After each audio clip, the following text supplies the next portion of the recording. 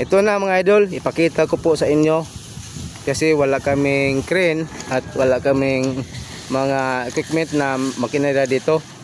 Mano-mano lang ang ginawa namin dito mga idol, pagpaangat nitong mga bakal. At ito yung pinsan ko, yung taga Bira. Ito yung nasa baba, yung taga Tali mga idol. Yan, ito ang buhay namin. Yan mga idol. Pa-preset ko lang po sa inyo ang mga lahat ng ginawa namin. Kasi ito talaga ang hanap buhay namin mga idol, na tagagawa ng mga building. At ito din ang ginagamit ko na pang-upload ko sa Facebook o ng YouTube mga idol. Samahan niyo ako idol. Buong puso ko po na inahandog sa inyo mga idol. Yan, pinsan ko yung mga idol. Yung tatay namin dito mga idol, kasi sila ang pinakamatanda dito. Yan. Ito mga idol, iaangat namin yan lahat. Pati yung mga pati yung mga buhangin yan at graba mga idol. Hindi naman ako nag-isa, hindi naman kami nag-isa dito na nagtrabaho sa construction. Dami kami mga idol.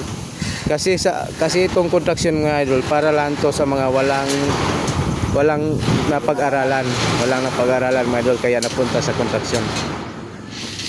Okay lang kasi mabuhay naman din yung mga pamilya natin dito.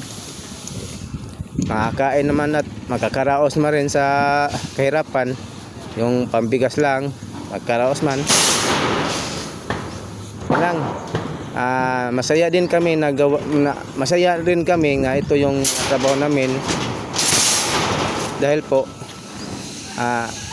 alam namin malinis yung mga ginagawa namin dito, marangal, at wala kaming naapakan nga tao mga idol. Yan ang pinaka-importante sa amin, na mabuhay lang yung pamilya namin. Bahala na kami maulanan at mainitan, basta lang makuha yung mga hinahanap namin na makapira.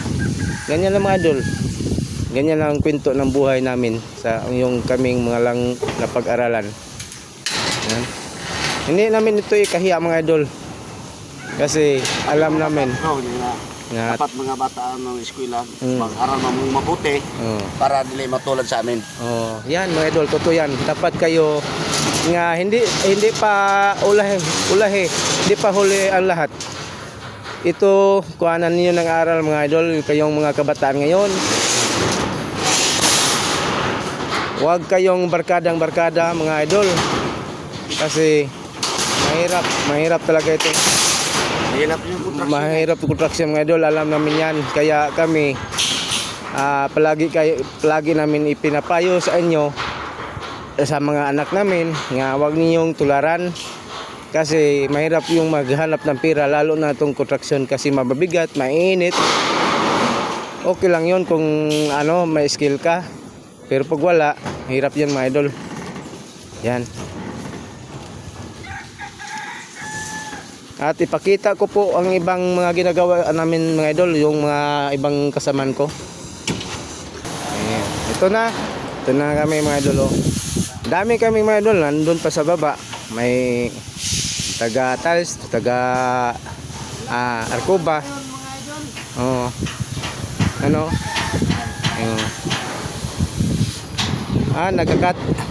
Nagkakating pala minsan mga idol, kasi masyado mataas. Yan. Ito yan, kasi mahabong maghapon ng itong gawa. Ito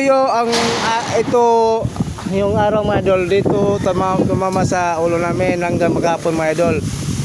Kung sa Bisaya pa, diri kasap sa mga limpo mga idol. Yan ang adlaw mga idol. Yan nami diri mga idol. Mao na nga bagbukot gyud. Dipinsahan gyud ang naong mga idol. Dipinsahan gyud mga idol. Huwag kayo mga idol, pasensya na nga Tagalog, Bisaya ang ginagawa natin mga idol, kasi Bisaya naman talaga. At nahirapan po kami sa tumangkalisod mga idol. Nahirapan po kami sa tumangkalisod sa magtagalog. Nahiyapan nga kami sa Tagalog, lalo na yung English. Oh. Ito yung nga, nag-cutting minsan mga idol. Hanggang dito lang muna mga idol. So, medyo mataas na yung video natin. At thank you po ba sa mga idol.